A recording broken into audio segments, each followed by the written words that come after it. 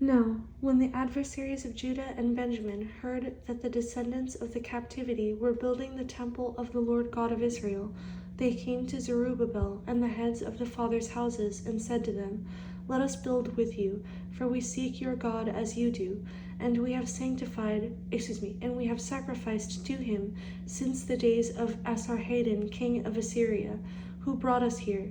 But Zerubbabel and Jeshua and the rest of the heads of the fathers' houses of Israel said to them, "You may do nothing with us to build a house for our God, but we alone will build to the Lord God of Israel, as King Cyrus, the king of Persia, has commanded us."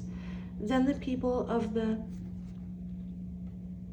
land tried to discourage the people of Judah. They troubled them in building, and hired counselors against them to frustrate their purpose all the days of Cyrus, king of Persia, even until the reign of Darius, king of Persia.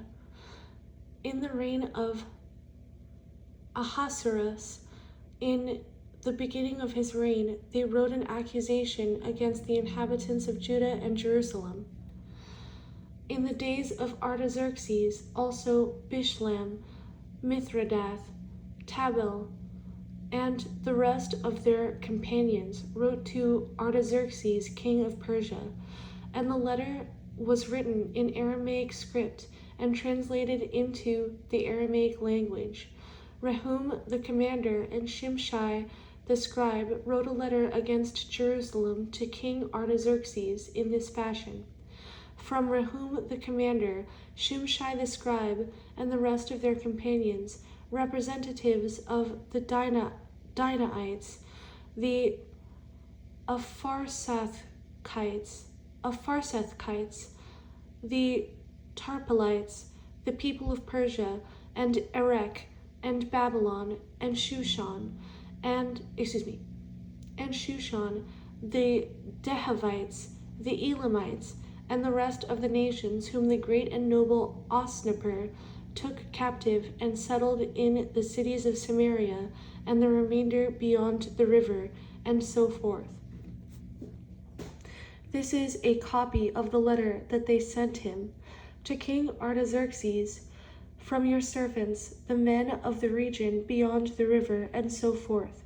Let it be known to the king that the Jews who came up from you have come to us at Jerusalem, and are building the rebellious and evil city, and are finishing its walls and repairing the foundations. Let it now be known to the king that if this city is built and the walls completed, they will not pay tax, tribute, or custom, and the king's treasury will be diminished. Now, because we receive support from the palace, it was not proper for us to see the king's dishonor. Therefore we have sent and informed the king, that search may be made in the book of the records of your fathers, and you will find in the book of the records and know that this city is a rebellious city, harmful to kings and provinces, and that they have incited sedition within the city in former times, for which cause this city was destroyed.